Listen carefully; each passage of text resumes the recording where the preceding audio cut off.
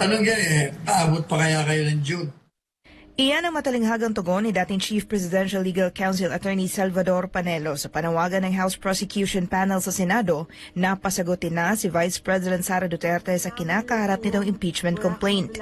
Nitong Martes, Marso 25, naghain sina House Prosecutors Minority Leader 4-Piece Party List Representative Marcelino Libanan at One Rider Party List Representative Rog Gutierrez ng mosyon sa Senado para isummon ang pangalawang Pangulo. Hiniling nila kay Senate President Francis Cheese Escudero na tatay yung presiding officer ng impeachment court na binuo ng mga senador na pasagutin sa loob ng 10 araw si Vice President Sara.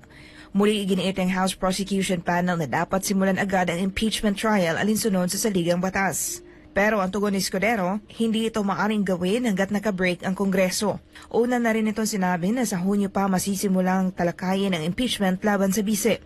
Kaugnay nito, tanong ni Atty. Panelo ngayon kung aabot pa ba ng Hunyo ang mga nagsusulong ng impeachment laban kay VP Sara. Anya, dahil sa ginawang iligal na pag-aresto at pagsuko kay dating Pangulong Rodrigo Duterte sa International Criminal Court o ICC, ay kaliwat kanan na ngayon sa iba't ibang panig ng bansa at maging sa ibayong dagat ang mga isinagawang kilos protesta para kondinahin ang naturang aksyon ng Marcos administration.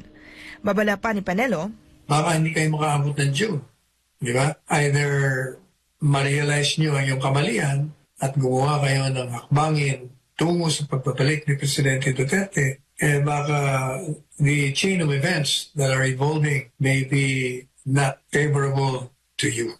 Sa kabilang banda, sinabi ni VP Sara na nakahanda na ang kanyang legal team para sa impeachment trial laban sa kanya. Para sa Diyos at sa Pilipinas kong mahal, ako si Valdivina Gracia, SMNA News.